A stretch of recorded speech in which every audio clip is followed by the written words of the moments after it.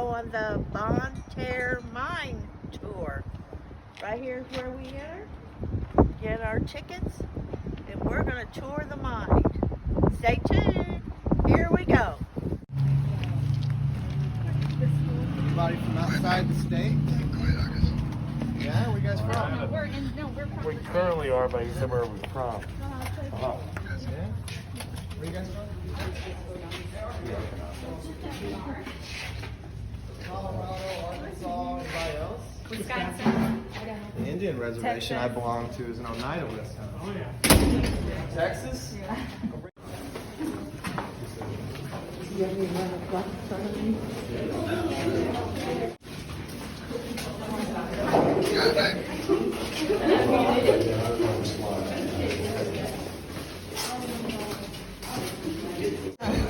Hi.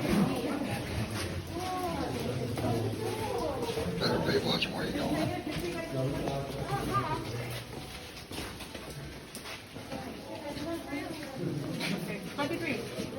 Take it.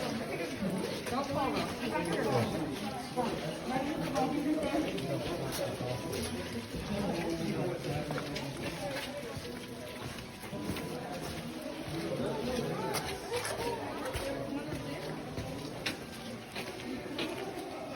Yeah, people will be inside of the car. Wow, who's right there, Dom? I was saying that. That's cool. Okay, guys, Thank you. Yeah, you're welcome. We're going to walk through 2 levels. There's 5 total levels to the mine.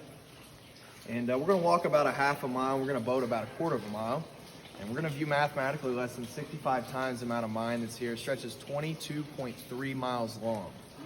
Okay? We have 17 miles of navigable shoreline on our subterranean lake, in which it's off in the distance there through the gully. And that's where we're heading.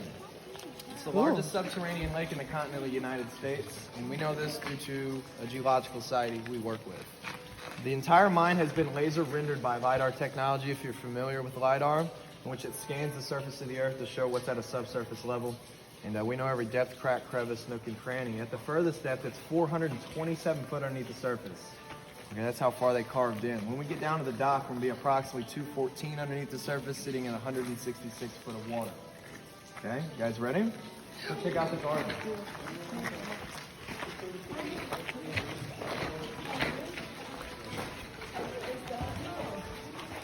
We have exotic plants on the left side, not domestic to the United States. The seedlings come outside of the United States and Central America.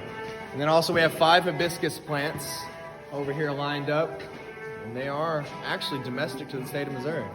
If you guys walk on the opposite side of the fence, you'll be able to view that ore dump running diagonally down. There's a little lucky surprise at the end of the tunnel if you want to go walk on the opposite side of the fence and check that out. From 1860 to 1962, St. Joe Mining Company owned and operated the mine out of this area, and then closed up shop in 1962, was declared mined out. So in return, they abandoned it. You can actually still see some drills stuck in the wall. Okay, once you guys are finished up there, if you want to follow me.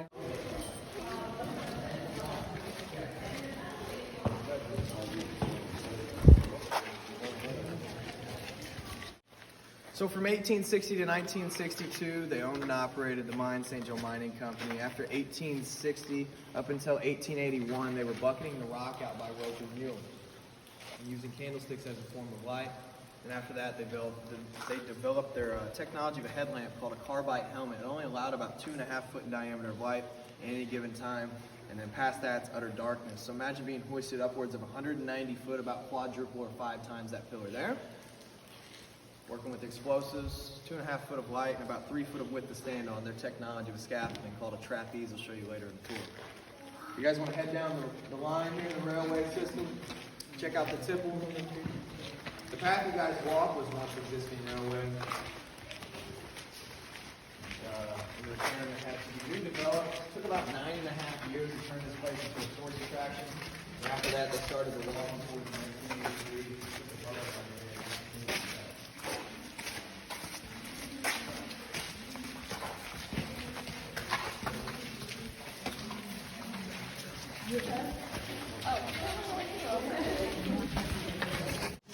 After 1929, they ran electricity down here. That rod sticking out of the ceiling is original ground wire. The owner's down here somewhere. I know it is. You got one owner? It's the sole proprietor. Wow. Him and his wife. His name's Doug Jergens. Good old Doug. Okay, the black's magnesium, the white's calcium. And they were mining anything from zinc, nickel, cobalt, copper, even some silver and gold that came out of this area. I would suppose. Are you talking about like the Motorola Gorilla Germs? Yeah, and all that I don't know stuff. about that. We do spray our life vests with alcohol and hit with UV light. Beautiful. So what's the one else with this besides the tour? One more time? The other thing besides the tour? I'm also going to show you guys a future pink deposit in which calcium and CO cobalt oxidizing over decades of time, creating a pink deposit. Thank you for allowing these tours. Oh, you're welcome. Thank you for being here. Without you, we can't be here. So thank you. I hope you enjoy it. Yeah, guys, this is the man, the myth, the legend. Here, the owner, Mr. Doug Jergens. Nice to meet all of you. Nice to meet you. Are you a diver too? Oh, yeah. Absolutely. Oh, cool. What about your wife? Yep. Cool. Yep. It was my wife's idea to develop this place. Really? Yeah, I told her. She said, "What about Bonne Terre mine?" I said, "You gotta be kidding." Well, you can see how that worked. It's a woman for you, right? That's right. They come up with the ideas, don't they? About John. Pardon me? Jacques Cousteau coming down. Yeah, Jacques Cousteau came here in 1983. Spent 5.5 days filming this. Wow. Yeah, 5.5 days filming it. This is a very interesting ecostructure here because man had adulterated the earth by mining it. Mother Nature came in and reclaimed this and purified the water and the air. This is a very unique ecosphere. That's one reason Jacques Cousteau came down here, because he had never seen anything like this ever, Wow. where man had basically tore the earth up, mining it, and then Mother Nature came back and reclaimed it and just made it a perfect ecosphere. Wow, that's cool. Yeah. I was just asking him if viruses and stuff could live down here. You think so or not? I don't know. You Who don't knows know? what they'll invent next? I mean, I'm sure they'll come up with anything nowadays. It seems like everything's so pure down here. It is very. It is. That's because you got it, I guess. Yeah. So, That's good. we have two fish, Bonnie and Terry. I guess You'll I probably need to go see look at that Bonnie one. when he takes you down to the dock. And Terry is sometimes off to the right side. He's very shy. Both of them follow the divers around all the time. Yeah, and those are the only two fish I put in here. Well, actually, there's some. The only living things in here are like freshwater shrimp that grow in all the underwater structures. There are many structures underwater. Many. They abandon everything in this mine. When they abandoned this mine, the method of mining, the equipment they used, and the method of mining had become obsolete. So what they simply did is decontaminated the equipment and just abandoned it. Left everything down here. The entire rail system's down here, all the switches, the buildings, the office buildings, the machine shops, the geology labs, the administration buildings are all down here. It's like a giant ghost town. When you're Wow. cruising through there at about 80 feet, it's nice and quiet and very quiet. And you're going down like through a corridor like this, but there's buildings here. And they still have glass in the windows. And the doors are still on there. They're all metal doors. And they're all just sitting there. And, you're going through your cruise. It's like you're going through a ghost town. You're cruising through town, and, man, nobody's home. So, Wow, Yeah. that is awesome. yeah, really neat. The timekeeper's shack. There's so many things down there because they left everything here. Ore cars all over the place. Locomotives. There's even a locomotive down. There's a buoy. He'll point that out on a boat tour. You won't be able to see it, but it's about 80 feet below you, 90 feet below you. Wow. Oh my gosh, yes, yeah. I mean, we've only developed about 50 dive trails in the mine. The lake has 17 miles of navigable shoreline. This is the world's largest subterranean sea. This is like journey to the center of the earth.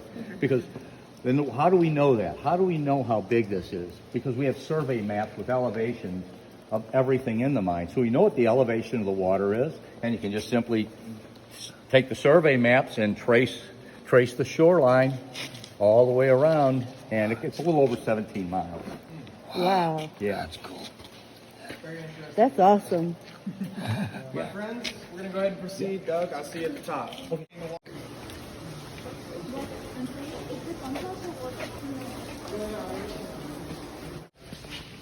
Hey guys, this is a fault in the earth right here. You ever seen a fault? We have geology classes that come from all over the country that come down to see that this is the only place you can observe a fault from beneath it. And of course, that's a little, any fault in this area as far as the Niagara fault as well. So things are a line off of it. It's very safe though. People say, well, what happens in the mine when you have an earthquake? Well, the thing is that this is a void in the earth. So what happens if you have an earthquake? What is, anybody who's ever taken geology knows that an earthquake travels through solid rock. That's how it builds inertia. If it hits a void or a lake or a body of water, it goes around it. And that's So we're exactly what safe. happened here. Yeah. That's what I said, wasn't it, Don? Yeah. Many years ago, a guy predicted the New Madrid Fault was going to activate. I think it was 30 years ago. Well, we had geology classes all set up, Geiger counters down here and all this. I mean, this guy was very convincing. He had predicted a couple Yeah, of I know. earthquakes. Wasn't it like Dr. Brown or I something? think it was, yeah. Now, of course, nothing happened. Right. But we had all this equipment, all these Geiger counters sitting over Washington U, SLU, Rolla, Colorado School of Mines. Seismographs. Everybody had one down here. He was referring to the cobalt here. We're fixing to go on the boat tour. Going to the center of the earth. Going to the center of the earth. Over 160 feet of water right now. Wow, that's cool. We're 200 feet underground.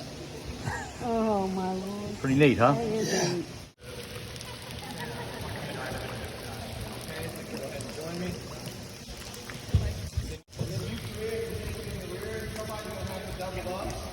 And then you, my friend, with your son, I can put you on the second row. 2000, National Geographic voted this place number 7 out of top 10 world destinations, guys. We're now in the top 10 percentile of TripAdvisor's world attractions as of 2021.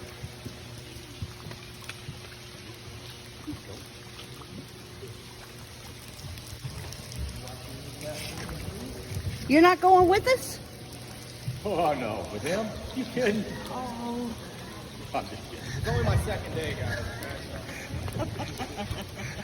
Don't forget, if you go into a dark area, you've made a wrong turn.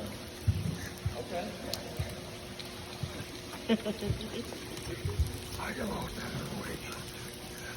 Should have the waterfall should be pretty active today, isn't it? It is. Yay. Well, everybody have fun. I'll see you in several hours. Smile, you're on YouTube. Bye. Have fun.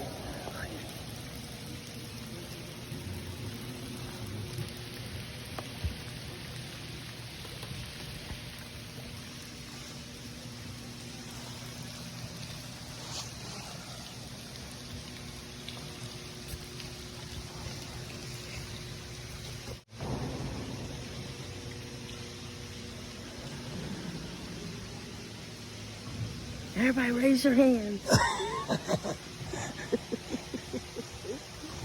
Woo.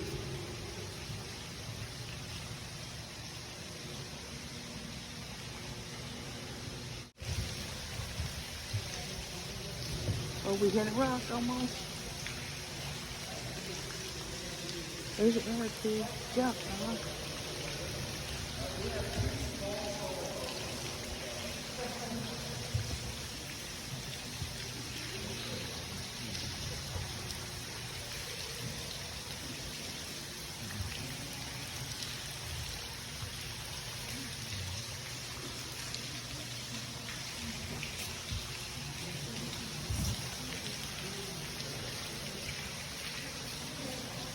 Golly, she's so far down here.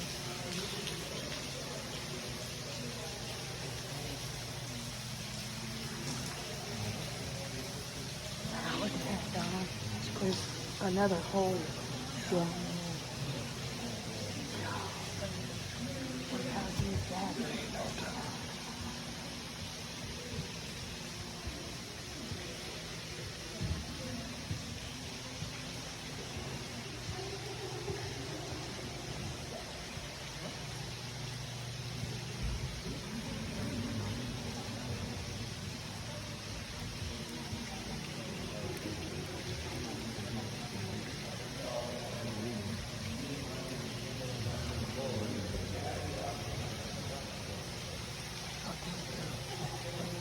I wouldn't. I wonder if there's ever any bats. Are there ever any bats? There are no bats. As far as I know, it's looking for them to eat and Gosh. Do the guys ever just jump in, take a swim? the water is about 58 degrees, so That. the best swimming he has already won the planet. As I can hear, it's not the best, but the water is the best water I can. Do you guys? I dive every time. I can't dive here too often, but I do. That's just the best in the area. Man, I bet it would be awesome. If there's a locomotive somewhere in here, you're right, you won't be able to see it, unfortunately. They tried removing it from the mine and it kind of switched over for the electric grid. It's about 80 to 90 feet down.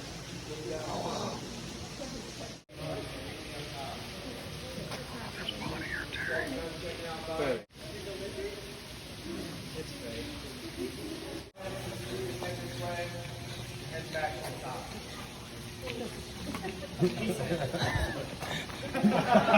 Hey, where are you going there, cowgirl?